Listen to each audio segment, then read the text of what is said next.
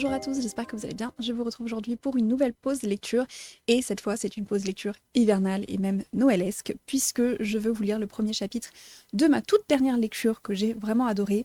Il s'agit de Sous une pluie de paillettes de Tia Wolf. C'est un des deux livres que je proposais en lecture commune pour le mois de décembre et je n'ai pas résisté, je l'ai dévoré, je l'ai lu d'un coup. Mais si la lecture du premier chapitre vous donne envie de vous joindre à nous pour la lecture commune, n'hésitez pas, voilà, on sera sur le Discord pour échanger sur le sujet. Donc comme je disais, il s'agit de Sous une pluie de paillettes de Tia Wolf. C'est une romance de Noël et je vais vous lire le résumé avant de vous lire le premier chapitre. J'adore Noël et ses guirlandes scintillantes. Mais cette année, un lutin espiègle semble avoir décidé de me propulser hors de ma zone de confort. Entre mon meilleur ami Paul, qui est absorbé par les préparatifs du premier Noël de sa fille, et la réception d'un courrier en provenance directe de notre passé, cette fin d'année risque d'être plus agitée que les précédentes. Et si ces mots d'autrefois avaient le pouvoir de donner une nouvelle impulsion à notre histoire ? Voilà, donc comme je disais, je l'ai dévoré, j'ai adoré. Je me suis particulièrement attachée à Anna et à ses émotions, donc je vous embarque avec moi pour faire sa connaissance dans ce chapitre 1. Sous une pluie de paillettes. Of all the dreams I'm chasing, there's only one I choose. Everything is pointless without you. Pointless de Lewis Capaldi. Chapitre 1. Rien d'autre ne compte que l'étincelle dans son regard quand elle raconte une histoire. Il y a certaines périodes de l'année où Londres devient dingue. Les fêtes de fin d'année en font partie. Nous sommes à quelques semaines de Noël et c'est l'effervescence. Trop pour moi. Arrivé devant cet établissement que je connais bien, je respire déjà un peu mieux. À travers la vitre, j'aperçois Paul, mon meilleur ami, attablé et fidèle au rendez-vous. Il est la seule personne qui ne m'a jamais laissé tomber. Le seul pour qui j'accepte de rentrer dans un pub couverte de paillettes. Celui qui a accès à tout ce qui me passe par la tête. Il y a certaines périodes de l'année où Londres devient dingue, répétai-je à voix haute en me postant face à lui. Le regard de Paul s'égare sur mes cheveux, descend sur mes épaules encore dissimulées sous mon manteau, suit l'écharpe que je retire, s'attarde sur mes mains un moment, puis revient finalement sur mon visage. Quand il fixe mon nez un peu trop longtemps, je le frotte par réflexe. Et enfin, ses yeux retrouvent les miens, avec une lueur d'amusement. Elle est parfois difficile à distinguer de l'éclat naturel de ses pupilles. Il sourit à tout, mais je le connais. Il ne dit rien, uniquement parce qu'il sait que s'il se tait, je vais combler le vide et lui raconter ce qui m'est arrivé. Aller loin à l'époque où il devait m'arracher les mots. Une pinte de Strongbow, s'il te plaît, dis-je au barman pour faire patienter mon ami juste un peu plus longtemps. J'enlève mon manteau et le dépose sur le dossier du tabouret sans me soucier d'en mettre partout. J'ai bien essayé de m'en débarrasser dans la rue, mais les paillettes, ça ne part pas facilement. Je vais en retrouver sur mes affaires pendant des semaines. Paul a choisi une table haute en plein milieu de la salle principale du pub, là où personne ne peut nous ignorer. Il s'est assis dos à la porte parce que je déteste ne pas voir qui entre, mais ça me laisse face au miroir qui tapisse le mur. Je réajuste ma position pour que la large silhouette de mon ami masque mon reflet. Je n'ai aucune envie de découvrir à quoi je ressemble, ni de déjeuner en tête à tête avec moi-même. Enfin installé, mon verre de cidre en face de moi, je me détends. Contrairement au regard de Paul qui cherche à déceler le moindre détail, le mien s'arrête très vite sur la commissure de ses lèvres, sur ce coin légèrement relevé, sur ce sourire omniprésent qui le caractérise. J'épuise l'énergie dont j'ai besoin avant de me plonger dans ses grands yeux bleus. Qui se lève un matin et choisit de devenir lutin de Noël ? Je veux dire, il y a plein d'autres boulots dans cette ville, même temporaires. Si tu tiens tellement à porter un costume et faire l'idiot, inscris-toi au théâtre. Et puis, pourquoi lutin de Noël ? C'est limité dans le temps, comme profession, tu ne crois pas ? Le 26 décembre, tu es au chômage. Tu marques un point, concède Paul. Non, je marque tous les points. Parce que voir des lutins, ça ne fait plaisir à personne, à part aux enfants. Donc en plus de ça, ton boulot ennuie tout le monde et tu fais peur aux gens. Je peux te garantir que pendant les prochaines semaines, je vais éviter tous les lutins qui parcourront cette ville. Un m'a suffi. Habitué à ma mauvaise foi et à ma tendance à l'exagération, Paul laisse échapper un petit rire avant de redevenir sérieux. Tu m'expliques ? Je connais Paul depuis le lycée. Je n'y avais pas beaucoup d'amis et je passais tout mon temps à la bibliothèque. Lui est arrivé en cours d'année scolaire. Un jour, il s'est assis en face de moi et n'est plus jamais sorti de mon existence après ça. Il fait partie de moi et il sait pertinemment que quand je suis ainsi, mieux vaut me laisser parler sans trop m'interrompre. Ça ne l'empêche pas d'essayer de deviner par lui-même. Le regard de Paul s'égare une fois de plus sur mon visage, mais comme je reste silencieuse, sa lueur est différente. « Ne joue pas au psy avec moi !» Son sourire s'étire un peu plus et il prend une gorgée de bière. Quand on se connaît aussi bien, il n'y a parfois pas besoin de dire grand-chose pour canaliser une conversation. Notre esprit ajoute automatiquement les sous-titres manquants. « On devrait commander à manger, non ?» dis-je pour changer de sujet. « À quelle heure est ton prochain rendez-vous ?»« Je n'en ai pas, » me répond-il. « J'avais prévu de faire de la paperasse, donc je ne suis pas pressée de retourner au bureau. J'ai tout mon temps. Et toi ? Pas de rendez-vous non plus. » Nous savons tous les deux ce que ça signifie. Paul ne fera pas sa paperasse et je ne retournerai pas au bureau. Nous allons discuter à cette table jusqu'à ce que nous soyons forcés de partir. L'idée me plaît. J'attrape tout de même cette carte que je connais par cœur. Nous nous réunissons ici tous les mercredis pour déjeuner. C'est notre pause au milieu de la semaine. L'endroit où nous sommes est un pub anglais, tout ce qu'il y a de plus classique, avec son long bar et son mobilier en bois, ses murs recouverts de maillots de rugby, photos et objets divers. Le hasard de la météo londonienne nous a obligés à y entrer lors d'une matinée de printemps, et suite à ça, nous l'avons choisi comme point de rendez-vous régulier. À part quand nous étions étudiants et que nous étions forcés de vivre dans 2 villes différentes, je ne me rappelle pas avoir passé plus de 3 jours sans voir Paul. Mon ami tend le bras et plaque la carte sur la table. Sa large main m'empêche de me décider entre le rôti du jour et une alternative plus saine. C'est peut-être mieux, parce que, agacé comme je suis, j'ai envie de gras. Tu ne m'as pas raconté. De son autre main, il désigne vaguement ma silhouette. Tu n'aimes pas mon nouveau style ? Anna, souffle-t-il. Ta curiosité te perdra un jour, tu sais. Je n'ai jamais compris ce besoin que tu avais de connaître les moindres détails. Surtout que tu ne fais généralement rien de ce savoir. Donc tu considères mon boulot comme ne rien faire ? Il fait semblant d'être vexé, mais il y a bien longtemps que mes remarques lui passent loin au-dessus de la tête.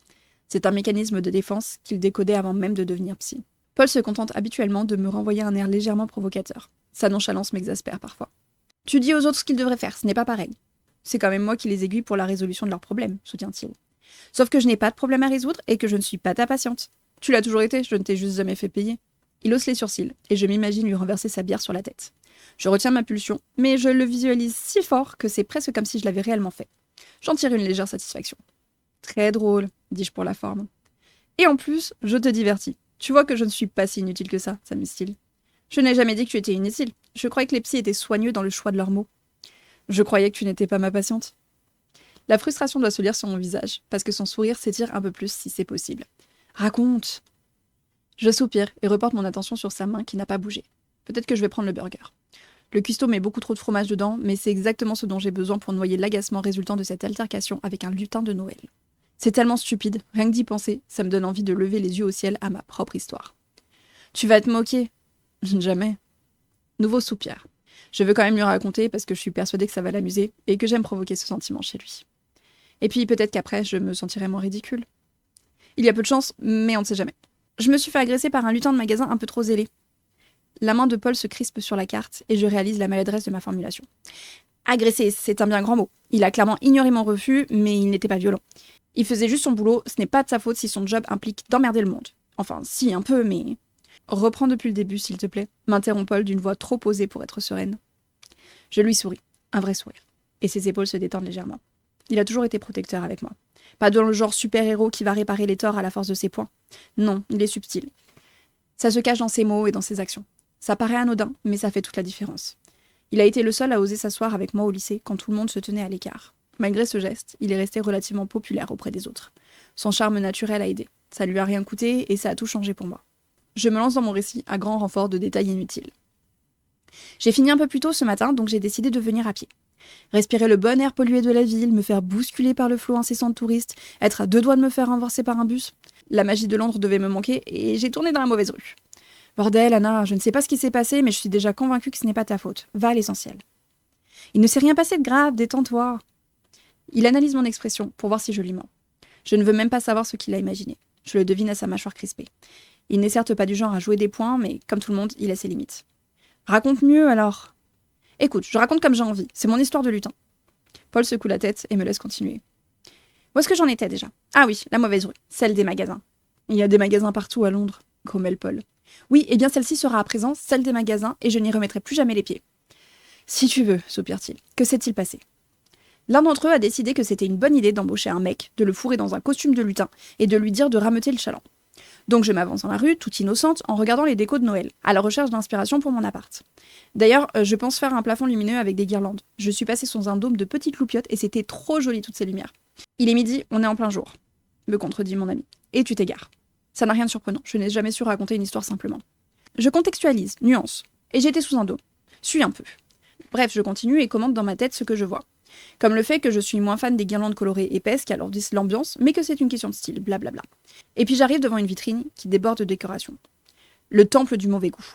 Machinalement, je détourne le regard pour protéger mes pupilles de l'agression visuelle. Erreur. De l'autre côté m'attendait le lutin avec une mission, me faire rentrer dans ce magasin, précisément. Il t'a poussé dedans ? Non. Pire, il m'a adressé la parole. Paul lève les yeux au ciel. Il n'a pas l'air de trouver ça pire. Forcément, il adore parler de tout avec tout le monde. Mais moi, j'ai beau être bavarde quand je suis en confiance ou énervée, je préfère généralement sélectionner les gens à qui je m'adresse. Parfois, je me demande comment on a pu devenir amis.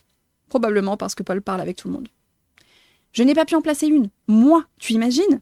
J'ai profité d'un moment où il reprenait sa respiration pour exiger un peu sèchement qu'il me laisse tranquille.